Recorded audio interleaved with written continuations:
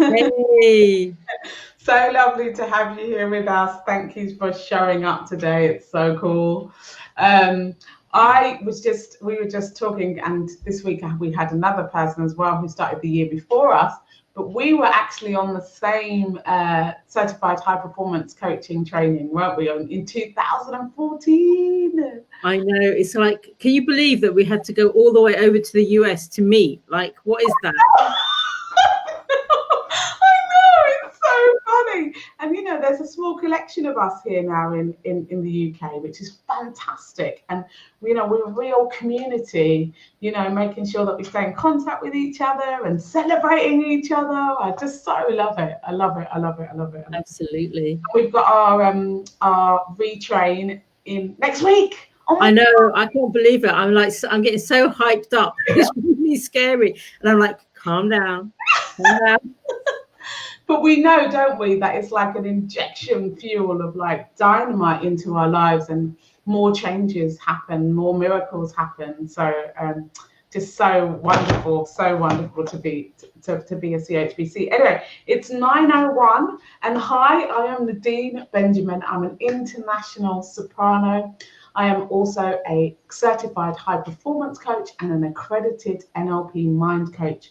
NLP, neuro, the brain, linguistic, how we speak to the brain, and programming, the different patterns and paradigms that we set up. And I support you in changing those limiting beliefs and really stepping into the miracle that is your life. And I love, love, love, love, love, love, love. I love championing people. I love connecting people, and I love celebrating people. And this morning we're celebrating Saiyyidah.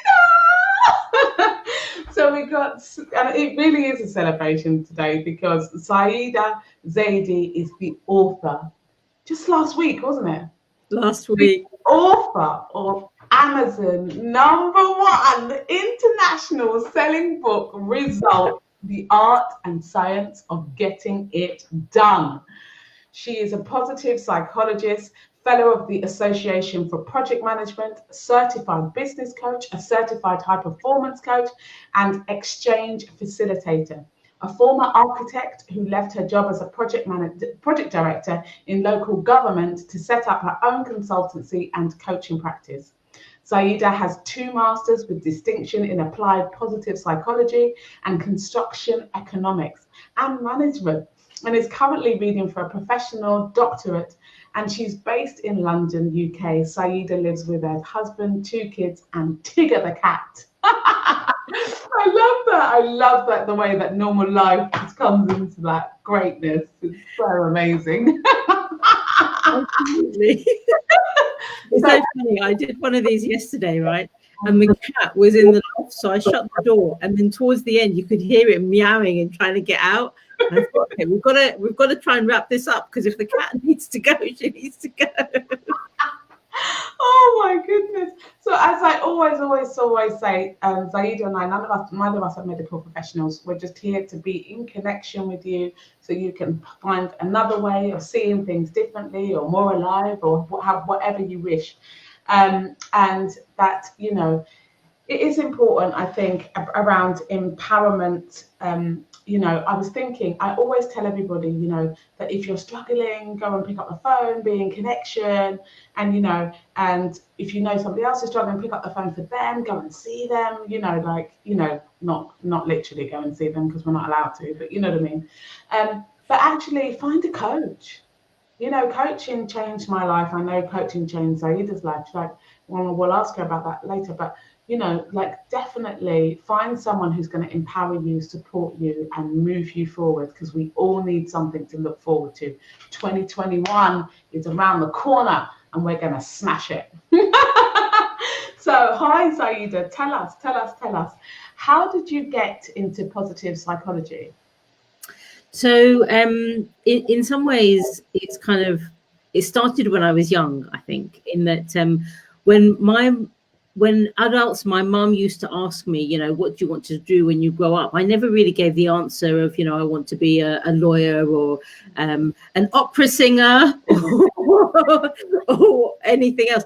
I don't know. I just used to say I want to be happy. And I think the thing is that there was a little philosopher within me, even when I was young. Yeah. And so I trained as an architect. I went on to become a project manager, project director in local government.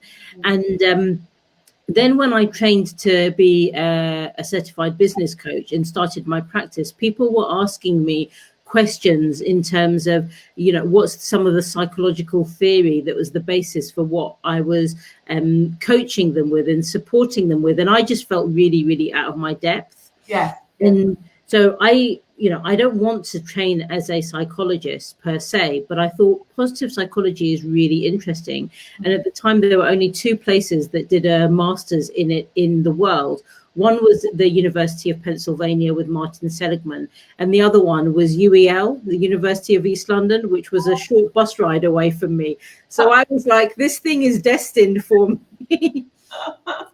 And I applied, I did my master's, and ever since then, I've always had a real deep reverence and desire to learn more about positive psychology. Yes. And in terms of positive psychology, how are you passing this down to the next generation? Because you've got 2 teenagers, haven't you? Yeah, so my son is 14 and my daughter is 16. And, this year's been really, really interesting for everyone, like for you, me, all of the listeners, and for the kids. And so my number one thing for us as a family unit really was about how do we maintain some level of sanity, because we're all going to experience anxiety. There's going to be challenging days for all of us. So how do we then kind of make sure that we have as much of a safe space as is possible? Yeah. So that was, if all I've done is pass that on to my kids and to the next generation, I think that's a huge win. Yes, I do as well. But to add to that, I suppose, in some ways, it's really about, how do you show up as an individual in the world? Every day, even when we don't realize it, somehow we're role modeling, and we do that with the people that we live in the home, but also the minute you step out the door. When you see someone passing you on the street, even if they're on the side, do you say hello? Like, that's a really crazy aspect to suggest in London.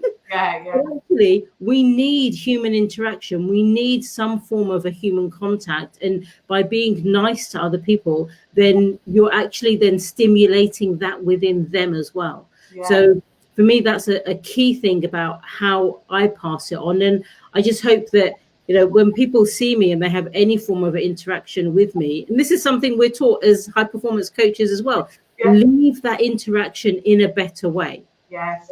So those 2 things. And of course, my lovely book results, those 3 things, I suppose, is how I'm hoping to pass that on to the next generation. But I also love what you were just talking about before we came on. You were talking about family. Could you just explain that, with the kids and the weekends and the... Yes. So we were just having a little chat, and I was saying to you about how one of the things that I've done from even when the kids were kind of like 4 years old is, there's 4 of us in the family. There's 4 weekends in a month. And I just said, well, why don't we divvy the weekends up? So each weekend, one of us would be in charge in terms of what we do.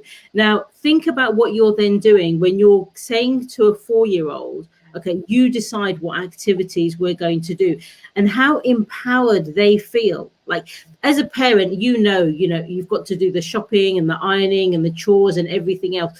But actually, the kid will feel as if they're contributing something really special. And you'll get all of the other bits and pieces done anyway, right? Because you will somehow work around it. But also, imagine what it's like when the kid thinks, you know what, I'm the one that wants to go shopping. I'm the one that's actually making decisions about, what goes in the trolley and what, where we're visiting and all of those other things. And I think when you give that gift to young people, no matter how old they are and what it is that they want to do, they actually feel really, really good. And for me, it's very much about empowering them through the feeling that they have rather than just through the knowledge that they gain. Yeah. Oh, yeah. No, I really get that. I do feel that, you know, look, I'm even saying I do feel that, you know, because it's on my body. And I think what we can forget is we can start filling the mind, the knowledge. But, you know, when we think, we have to move it into a feeling. And when we move it into a feeling, it's about how we're engaging that in our bodies. I had Claire Dale on, and she's a physical intelligence person. And she taught us all that one of the biggest things that international athletes do, you know, when they've just finished a game or anything, or when they want to put something positive in, they go, yes, yes, yes. And then they run around and do the lap of honor, you know. And so she was saying that, you know, when we do that, the next time our body comes into contact with something that's challenging or a win or something, our body immediately feels that. Yeah. So then we solidify it again. Yes, yes, yes. And each time it gets easier to do the thing that would have been scary at some point, you know, because our body is feeling it. And then how we act is then completely different because we're welcoming and embracing it, because our body understands that this isn't a threat. I don't need to defend. One of the biggest things from A Course in Miracles, it says, in my defenselessness, my safety lies. Yeah. And I always love that. So yeah, the feeling thing is definitely important. That it can't be just the thought, it's got to be the thought engaged with the body. That's what makes the difference in the intention. Yeah, so, absolutely. Yeah, sorry, go ahead. I mean, like, just to build on, I mean, this is something that's useful for anybody who's listening here. For me, a really seminal book that I read is called The Body Knows the Score by Dr. Bessel van der Kolk. Yeah. And I think that should be recommended reading for everyone, particularly for coaches and for people who are working with others, because it helps you to understand the impact of trauma and of the stories that you're telling yourself on your physicality. Yes. Right? Yes. I mean, no, please, no, go. And I think the thing is that once you understand that as an adult, actually, you're then able to ensure that the people that you are serving and supporting, you know, they tell themselves slightly different stories, because things get embedded when we're young. You know, I made 3 pivotal decisions when I was 7 years old. Like, I had no idea what I was doing, but, you know, 40 or so years on, those things still serve me. And so I think it's really important for us to understand what's happening with our own bodies, but also for us to think about the impact that has on the young people that are in our communities and within our families and things. Yeah, absolutely. So you're talking about results. So results is your new book. Talk to us about results. Like, you know, I don't know if you saw what my husband calls the unboxing video. I never imagined it to be like that. But when I got it, I was just like, this is so exciting. Like, these words, they're words that I wrote. Like, isn't that crazy? On a real book in real paper. I will show you. This is the only ever Amazon package I'm actually going to keep. Usually they go straight in the recycling. But I'm going to keep that one as a memento. Absolutely. I mean, who gets to say that they're a #1 best-selling international best-selling Amazon author? Who gets to say? Not many people get to say that, and you're getting to say that. And I didn't think it would ever be me, you know. And here's the irony of the thing is that I've been speaking for 10 years about how I want to write a book. I'm sure that probably came up at some point in our conversations. And yet I feel really blessed that I've been able to find the time to do it, especially in lockdown and in the pandemic and with all the challenges that we've been facing. Because I think had I not been forced to sit at my desk, this book wouldn't have been kind of released to the world. Yes. And so what I've done in here is I've put together what I think is a real methodology to help people to get results. And it doesn't matter what that means for you. So for me, the key thing in all of this is about making progress. And the kind of subtitle is the art and science of getting it done. So when I decided on that as the subtitle, I kind of thought, this is quite heavyweight, and I need to make sure that I can substantiate it. So everything that's in the book is based on research that has been done, that theories that have been academically validated. So, for example, we know that writing is good for us. Yes. We know that journaling is good. We know visualization works. But it's one thing someone saying it. It's another thing when someone actually looks at the research that's available, assesses it, and then says it's not just anecdotal. There is evidence that backs up the reason for journaling and for visualizing and for using these different processes. So the results method is the bringing together of positive psychology, project management, and personal growth. Oh, I love that. And I've done it because, in the past, I have had and created wonderful plans that I want to implement, but I don't know why I'm not doing it, or I've got brilliant ideas and then something happens. And I think that there is a disconnect between us having those crazy dreams and then following through in the implementation. And so one of the frameworks that I have in here is called the results GPS, and literally in terms of like a goal positioning system. Right? And the thing is, I hope you're going to love it even more when I tell you what's made up of it, because it's like, what is your intention? So what's your intention? How does it fit in with your identity? Are you operating in integrity? And how are you going to implement? And the thing is that when you kind of have these 4 elements and you keep coming back to them at every single phase of the results method, and in pretty much in everything you do, you're always asking yourself that question. Because I've done things in my life that I've thought I had the right intention. They were part of my identity, and I've gone ahead and implemented on it. But maybe I wasn't operating from real integrity, right? And so the thing is, when we look back in our life and we think, I'm not sure why I did that, the answer to that is within this kind of GPS type idea. And what I found when I did the beta test of the method with an organization and with a group of people is that sometimes they would select projects that they wanted to move forward with. But even by asking themselves some of the simple questions that we include in the reality check, it helps people to select projects that they're going to be more committed to. Yes. And that's the key thing here, because like I said, I've wanted to write a book for 10 years, but I didn't do it. That doesn't mean that it wasn't a project that wasn't important to me before.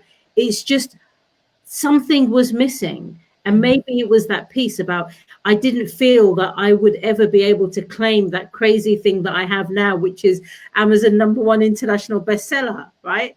But as I was writing this, I thought, if I am going to put a book out in the world, I've got to put it to the standard that I would want to read it. There's no point in putting out something that's second rate. Yes.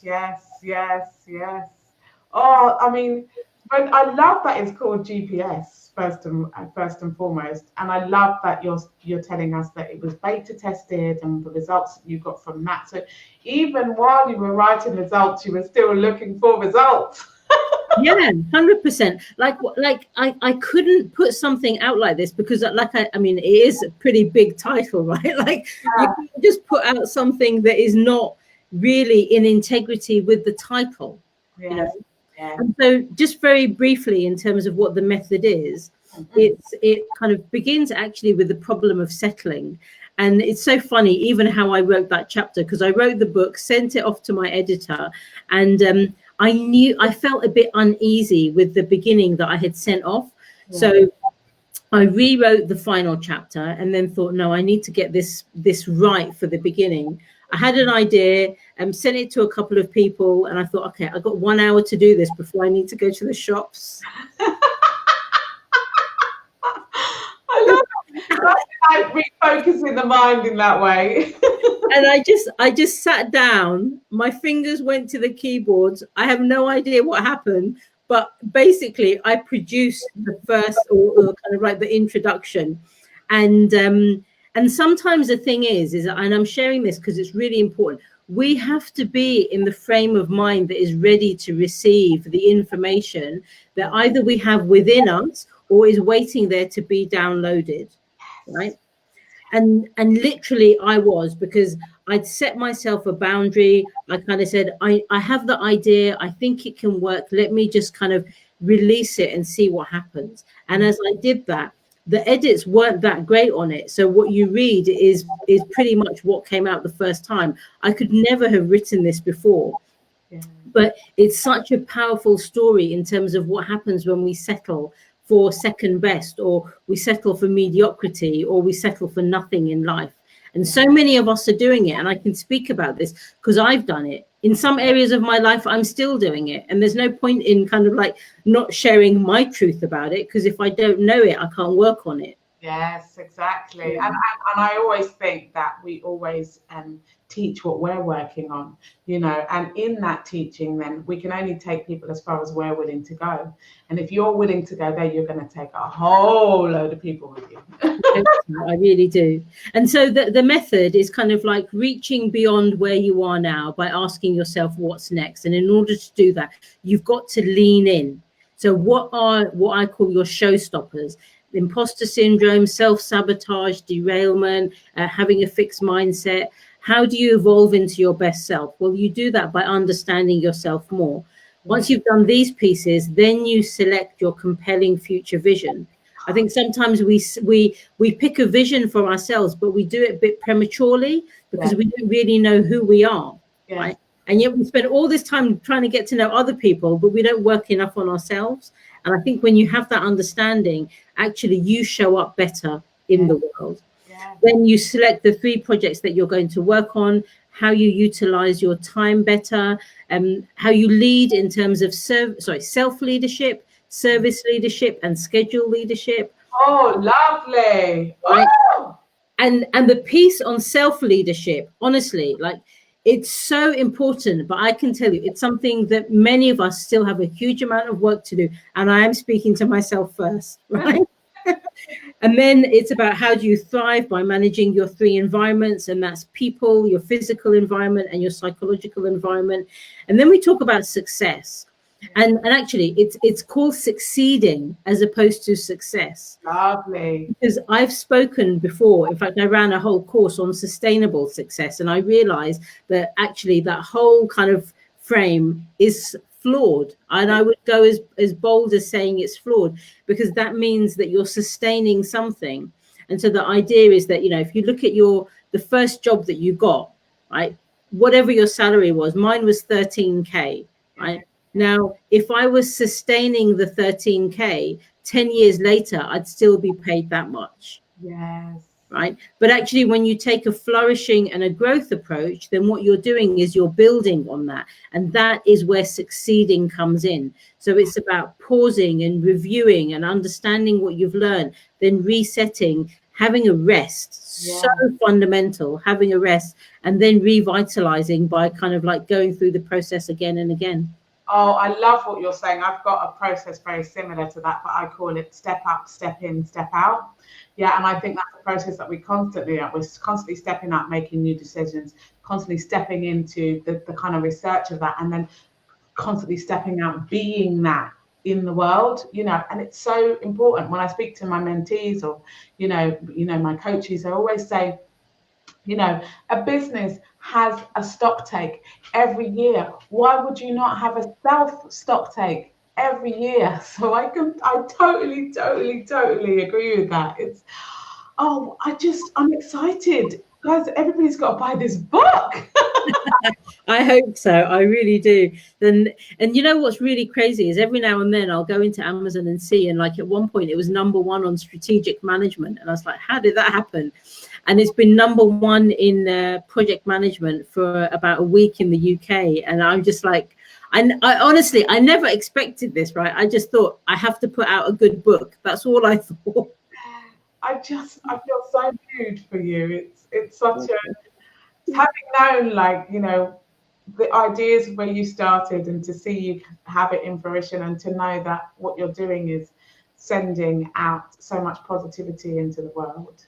you know, it just fills me with great joy to know. And I think, you know, no better person. You deserve it. You've worked for it. And, you know, what I would love to say to people is that you didn't just go, and, you know, I love that your thing says, I love learning. Yeah, right. Because you brought your family round with you as you were learning. Would you mind saying a little bit about that? Yeah, so I mean, I think it's really important for certainly for my kids to see what I'm doing. You know, so when I was a director in local government, my kids used to come in with me every now and then. You know, like if they had an inset day or something, and they'd sit in the chair that I'm sitting in. They'd have hot chocolates. They'd like bring their homework or schoolwork or whatever and sit at the desk. And you know what that does is it creates a frame of mind for them to have aspiration. You know, and even now they remember some of that. They're like, oh yeah, Mum, I remember in your office in this, and we did this. And so the experience of them seeing their mum kind of working and trying to contribute to the world, I think is really important. So, you know, education is the thing that got me out of some of the challenges that I faced when I was young.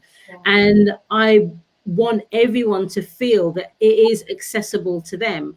Now, I have to say, I'm having internal kind of dialogue with myself about whether going to university is worth it anymore. And I say that knowing that I've got 5-6 degrees from universities, and I'm also currently doing my doctorate part-time. So I understand the kind of like contradiction of what I'm saying, but is it of value? I don't know anymore because of everything that is happening within the global context. So how do we get our kids to learn? And for me, it was very much around like, if I'm going into a space where I'm learning, what can I do to bring them with me? Because even if 1% of that thing lands, it's really, really important. Look, you know, I mean, I was so blessed to be able to take my daughter to attend High Performance Academy twice. Right? Now, she is doing her A-levels at the moment, right? And actually the second time was just in February. So just before lockdown. I cannot imagine how I am going to get myself into that room again, let alone her, right? When is that going to happen in the future? And so I think it's really important for us to think about what are the spaces that we are creating, not just for ourselves, but also for others that are in our network. And that can, of course, it can be done by taking my or by hopefully bringing my family with me to future events. And even, what is it they say? You get to know people really well when you travel with them, right? So, and there's an element of resilience that then gets built in, you know. So we as a family travel the world for about 5 years. I mean, you know, if my laptop was in my bag, then my office was open when I opened up the laptop, right? It's kind of really crazy, but you can actually set your life up like that if you choose to.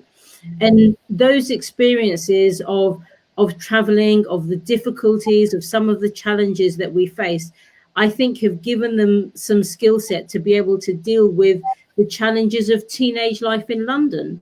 You know, the reality is, and I wrote a post on this this morning actually, about how, you know, my son gets stopped and searched more than he should, right? And why? Because he is a brown boy in London, right? He's one of the kindest, most generous people that I know. And he's like, Mum, he asks questions like, Mum, why do people kill spiders? Like, I don't know the answer to that, you know, but you can see his heart. And yet he's being, you know, and I can see some of the stuff that happened to me when I was at university, sadly, is still happening to people at university today in terms of the challenges that we're facing with diversity and inclusion. And the way that I think that we can support the next generation to deal with some of these challenges is by helping them to raise their own level of resilience. Because I don't think the world is going to change as quickly as it should, but our response to some of that and how we show up is the key thing. Yes. My acupuncturist always says, you know, as the needles are going in, because the needles can be painful sometimes, he says, respond. His name's John Tyndall. And he says, respond, don't react. Respond, don't react. So when the thing's coming towards you, the needle's coming towards you, the body wants to go into, oh, it's going to hurt, da, da, da, da. But actually, when you respond and breathe, you almost create a new level of resilience that you didn't know that you had. And it's what you're saying here, you know, when you give your children that experience, you're setting them up for a new resilience that they didn't even know was possible. Yeah. And what's amazing as well is that actually they then create safe spaces for others. Yes. And so when they come home and they tell me some of the stories of the things they did, I'm like, gosh, man, I thought some of what I was doing might have an impact. And I'm listening to this and I'm like, you're just so much more amazing than anything that I can ever do, just because of the impact that they are having within the young people that are around them. Yes. And I think the young people right now are really not afraid to have their voices heard. And I think that is really, really powerful. We're moving into an age where people want to show up as themselves, to be seen as themselves, to not kind of appropriate how they speak or how they dress to make everybody else feel comfortable around them. You know, we are coming into a generation that really wants to be seen. So I'm really excited for that. And it's really interesting that you frame it like that, because I think that that is probably what has created the kind of situation for me to feel that I can show up as me and share my perspective on the world and not feel shy about doing it or embarrassed that I might fumble up or anything like that. Because I'm just like, well, this is what I've got to offer. If you like it, awesome. If you don't, then that's awesome too. Absolutely, absolutely. Even myself recently, I just told a whole load of truths in one of these interviews, actually. And, you know, and I just thought, actually, I just don't want to do it anymore. The younger generation are showing me that actually I don't need to do that anymore. Just be all of you. They want to engage with you authentically. Let's engage authentically. Let's just be real. And that's been really, really, really, really powerful, you know. So before I ask you about your 3 tips, in your book, The Results, is it done over weeks, or can we read it in succession, or do we have to read it chapter by chapter, or what would your suggestions be in terms of the book? So it's such a brilliant question, and the answer is even in the book. Like, I love it. Because I'm like, when I read a book, I want someone to guide me, right? Yes, exactly. So I kind of propose a 100-day plan, and the reason for that is because the kind of the process that you use is called a project 3x3. So I say pick 3 projects that you work on for 3 months with 3 priorities in each project. Okay. And so the idea then is that if you decide to read the book in 100 days and implement in 100 days, well, actually you'd read it much quicker, but anyway, the implementation is in 100 days. That then enables you to read and use the process and get a result by the end of it. Wow. And I'm amazed that, like, some people have been messaging me and saying that they haven't picked up a book in a while, but they've been through this book in a week. And I'm like, man, you must be on fire. Like, what is that happening?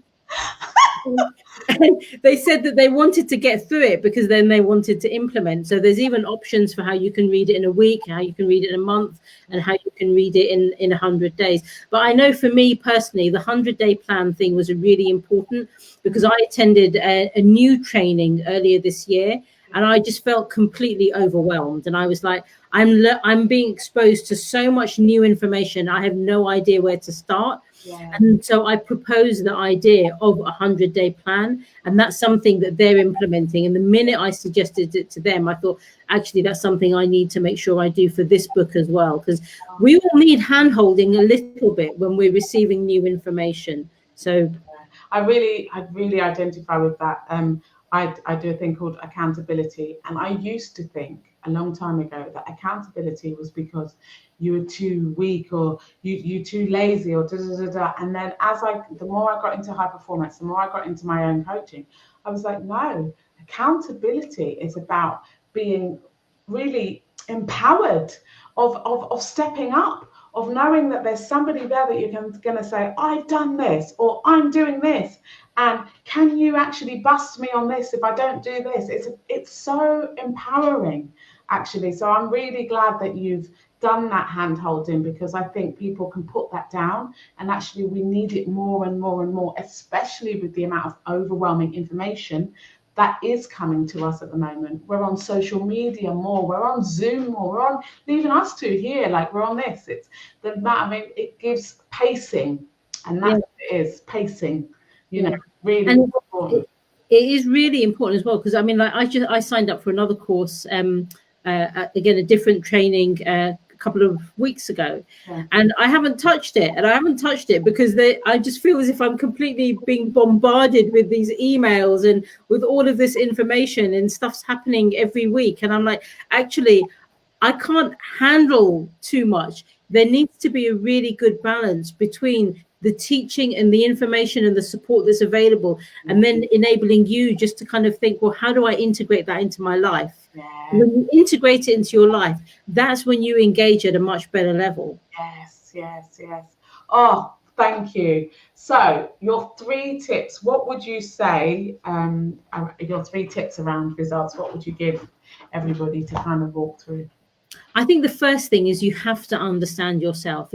If you don't understand yourself, and you don't understand the challenges that are going on and what you really love and all of those things, then it makes it harder for you to really select what you want to work on.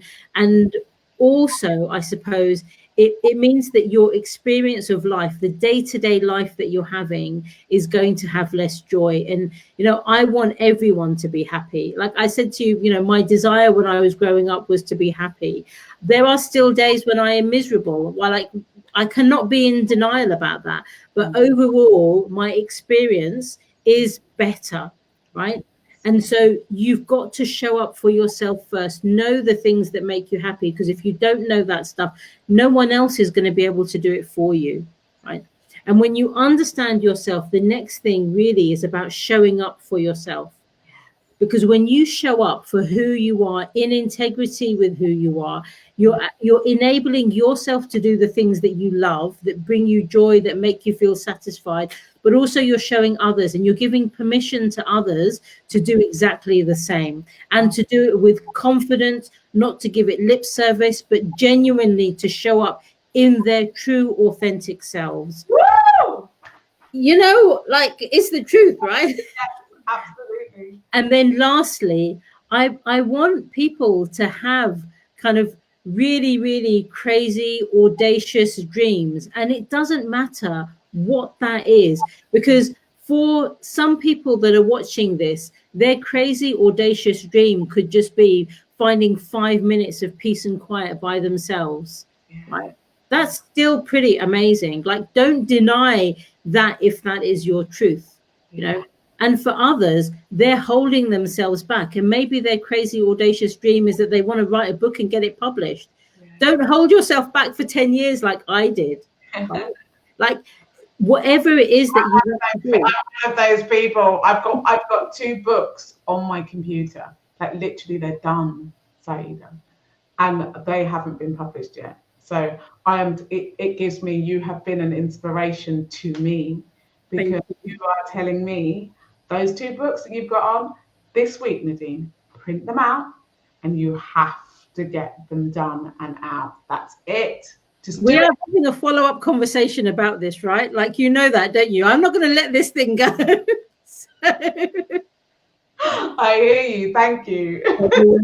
But the thing is that when you have your crazy kind of like audacious dreams, you've got to link them to who you are. So remember to do the work in terms of understanding yourself, knowing what your showstoppers are, because I experience imposter syndrome every single day of my life, right? I am very introverted, but I know that these things, the self-doubt that I have, all of the other stuff that's going on, if I don't develop a relationship with it and allow myself to put it on the side, then I can't even do something like this. Like, we know each other, Nadine, you know, like for so many years, and I wouldn't be able to show up because I'm too scared of all of those other things. So you've got to have those dreams, because once you have them and you show up for yourself and you understand yourself, everything falls into place, and you're like, why didn't I do this before?